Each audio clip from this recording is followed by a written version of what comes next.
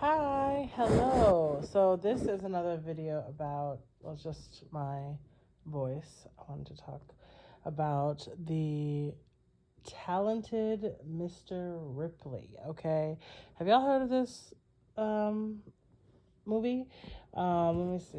Of course, I should have had the the year that it was made and all that stuff. But I just watched it earlier tonight, and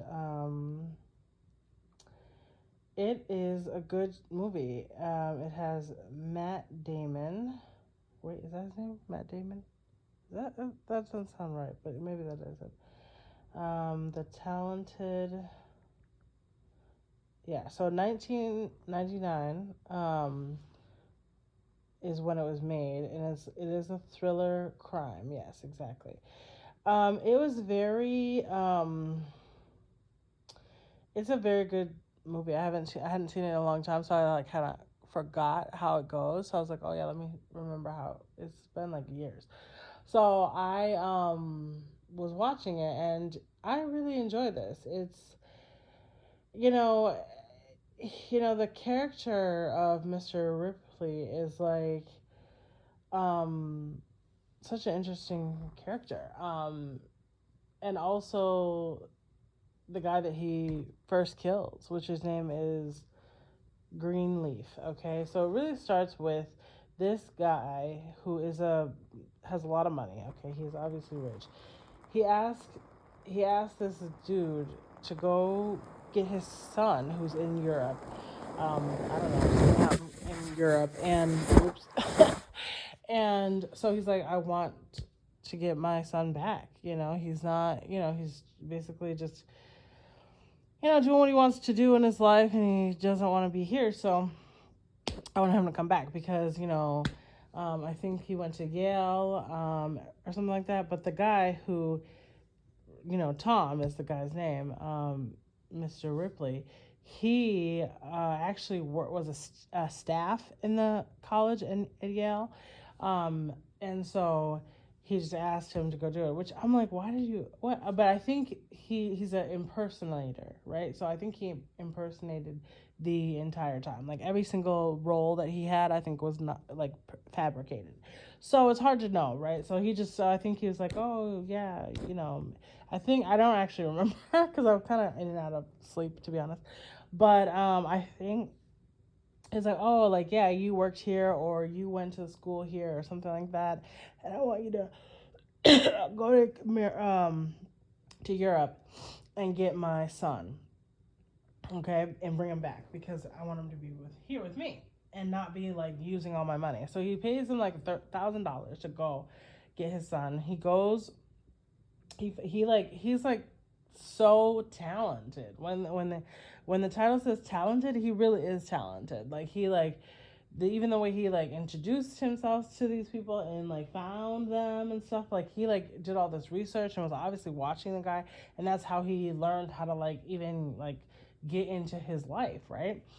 And it's just really interesting. So he basically kind of says, "Oh yeah, we went to school together." When he gets to Europe, he says, "Went to school together," and obviously the guy's like, "I don't remember this guy. Like, I don't, a lot of people that you actually went to school with, especially when it was like college. It wasn't that long ago. So whatever. And a lot of lying is what he did. So then anyway, so then they basically like, I mean, this guy kind of gets really wrapped up in their life, right? And like spends all this time with them. He's at one point he's living with the guy, that he's and the guy's like, no, he tells him right away, like, I'm not going back. Like, and so he basically just becomes a part of this dude's life. And that makes me think, like, okay, was he like reporting back to the dad, or like what was the dad, you know what I'm saying? Like, anyway, the dad shows up at the end of the movie again, but this is when the guy is like dead. You know what I mean? Like that's the whole story. So sorry, spoiler alert. Like that does happen, but I mean, there's a whole thing about how. I mean, it's a very good story. Um, so because that's like kind of in the middle of the movie, anyways. And the thing that like was interesting about this was like this was like he knew like there was so many different times. I love these kind of stories and like these kind of thrillers. I'm kind of getting into thriller books a little bit more, and obviously movies. But like the suspense, right, and also like the intuition that people have, right, and like there were throughout their time being together, like the three of them, because there was a his fiance was with him, the woman or the guy that he was trying to get to go back to New York. So his name was Diggy, and his the wife was Marge or something like that. And he just was like in their life, and he kept throughout. There's these little glimpses of like them being like, oh, I don't really think this person, I know this person really. Like, I didn't go to school with this dude. And then there's another point, they're like, oh, like, yeah, you didn't, you're not, when he starts to confront the guy, he's like, yeah, you're not good at, you're not actually into jazz.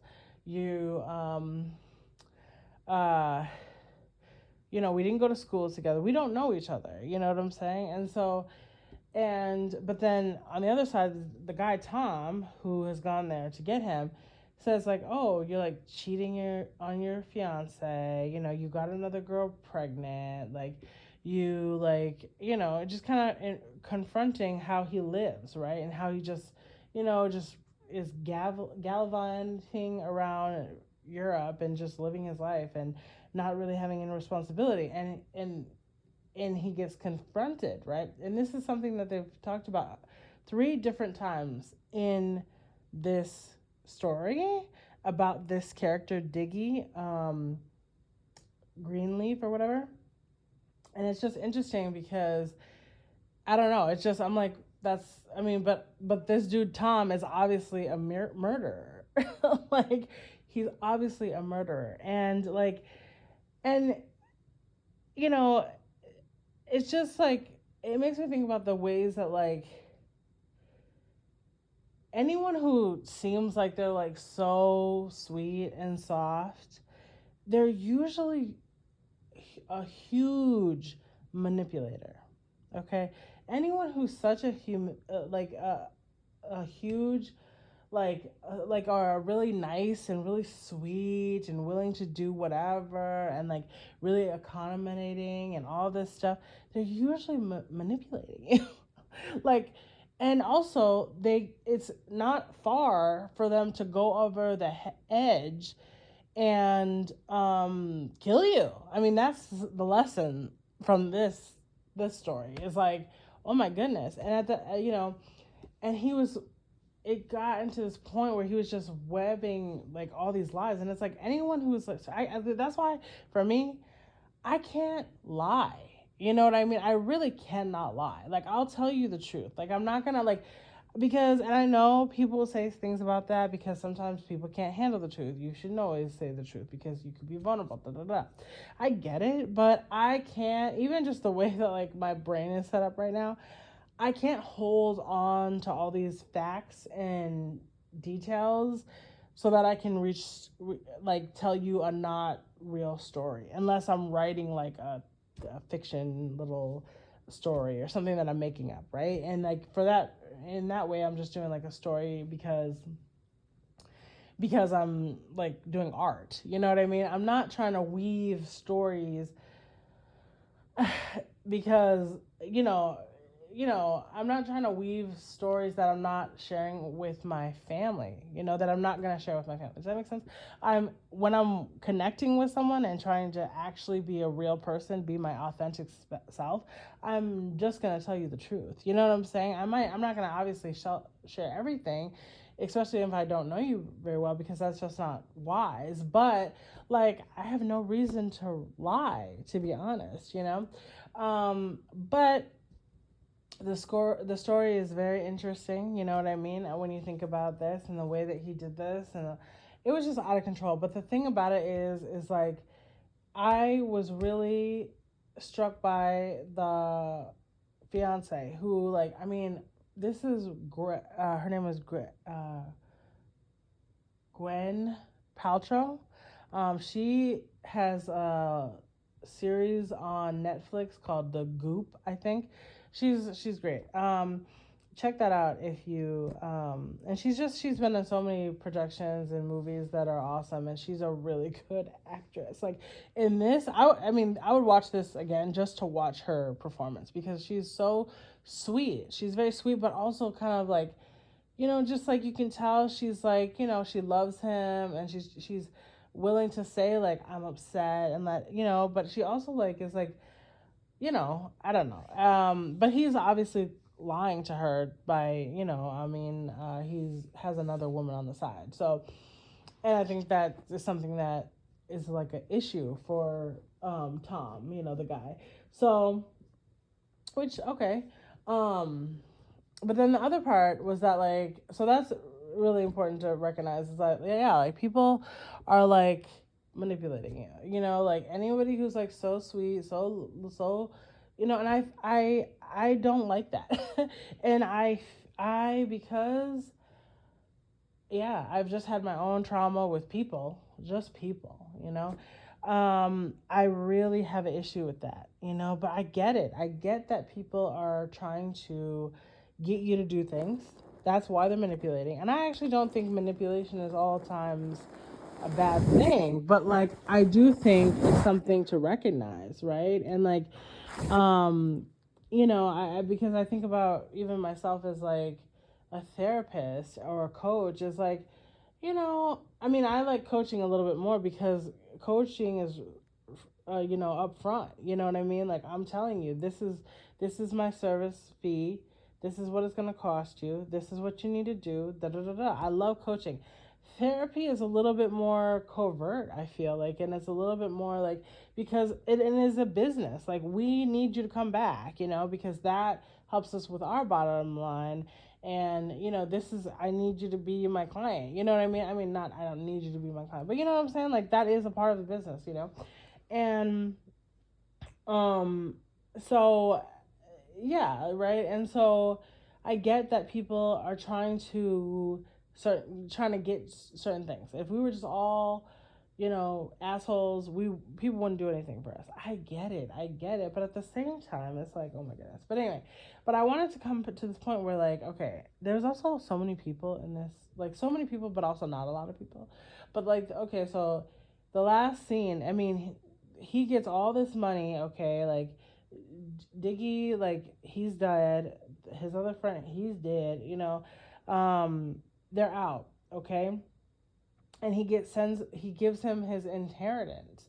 You don't know how much it is. I wish they had said how much money is, the Ripley, or yeah, Ripley. How much money is he gonna get? Because damn, and so you deduce that like it's gonna be a lot of money. You know what I mean? And so anyway, so anyway, yeah, he gets away with it. Like I mean, I think there's another level to this because he's in Europe. Okay, if he was in the United States, I feel like things would be different. And also, it's just how we look at crime, even in like, film and stuff like that. It's like, oh, the good bad guys, the bad guys. It's like, I feel like in Europe, it's a little bit different.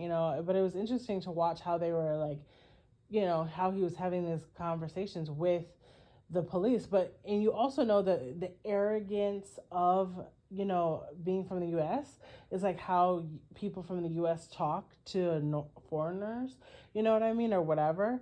It's shitty. I mean, we're obviously the foreigner in Europe or wherever, Greece or Rome or wherever he may be, and we're like being kind of weird, what is it, condescending and like annoying. Like I just hate it. I was like, that's so on spot on, because that's such an American thing to do, is to be like, oh well, duh, like duh. But it's like, but they're like, what, it's very interesting. This is it's a good portrayal of these kind of ways that we communicate and deal with like crime and shit. So anyway, the last part I'm saying, sorry, I'm talking, but it's a lot. I like this movie. I enjoy it a lot. So anyway, the last one is that I wanted to say is that, okay, so his name is Peter, I think. He's like he's a gay character, and obviously Ripley, he's playing with that, you know what I mean? That energy of like, oh, like yeah, I'm an attractive guy, and so oh, I know this, you know, that's the thing. And like, yeah, like it's like he's so sweet and da da da. The last thing is like he's there on a boat with this guy, and you know, I don't know if they're gonna be sexual or whatever. I think maybe he's just being sweet to him because you know he's like, yeah, okay, this is what I'm doing right now, you know. And then the woman that he was being with, or was into, he like when he was being diggy. Okay, he was being diggy. Okay, he was impersonating the guy. So on one hand, he's being Tom, the guy, you know, and then on the other hand, and so the guy Peter, um, he knows him. He knows what he's been dealing with, you know, and everything. And the Marge, she's gone, and you know she hates him or whatever, and it's done. And then on the other hand, the woman that he was kind of spending time with and had gone to the opera with, like she knows him as Diggy. And so it's like he's kind of caught in this place where it's like, okay, am I gonna be myself? You know, it's hard. He kind of, you know, he can't. You know, I mean, he absolutely could be like, listen, to be honest, like, you know, yes, because it would actually blow everything up. He can't do that. He can't blow that up because, you know, if he says, oh yeah, I was impersonating, you know, Diggy, then, you know, everything is blown. Okay. So basically, he has to keep being Diggy. And the last scene is like he kills this dude who, like, obviously had feelings for him and was attracted to him and it was really sweet, you know, and like, but he had to do it. And it's just like, now you're like a full blown killer. Like, there's no doubt about it. You're just a killer. And, you know, the other thing that I always have thought about this movie, I'm about to end this, you know, we've been talking for a long time. But the thing about this movie is I always thought they could do another, you know, but of course, obviously, you know, we don't always want to say that. We don't want to say a sequel could work, you know, because it just could, you know, you'd be like, oh no, I don't want to watch this sequel, you know what I mean? That kind of thing. And so, like, yeah, it's like, okay, um, yeah, that's so funny. I just hearing someone saying like Home Alone, like somebody said two times the Home Alone. They liked Home Alone, the second one, and I was like, that's wild. You rarely hear that, you know, the first one is not the favorite. You know what I mean? Um, you know, anyway, that's just interesting. But anyway, so I thought about that. I thought like, oh, they could like, cause he's like, he's on this boat. I mean, they could like blow this out, and you know, he does different things, and but I don't know. I mean, it was really well done, and I feel like it would probably get pretty, you know, as a lot of sequels do. They tend to get weird. Um, yeah. So anyway, uh, yeah, I think this is a great movie. I think you should check it out. Let me know how you feel about it if you've watched it, and a lot of love to you, and I'll talk to you soon. Bye.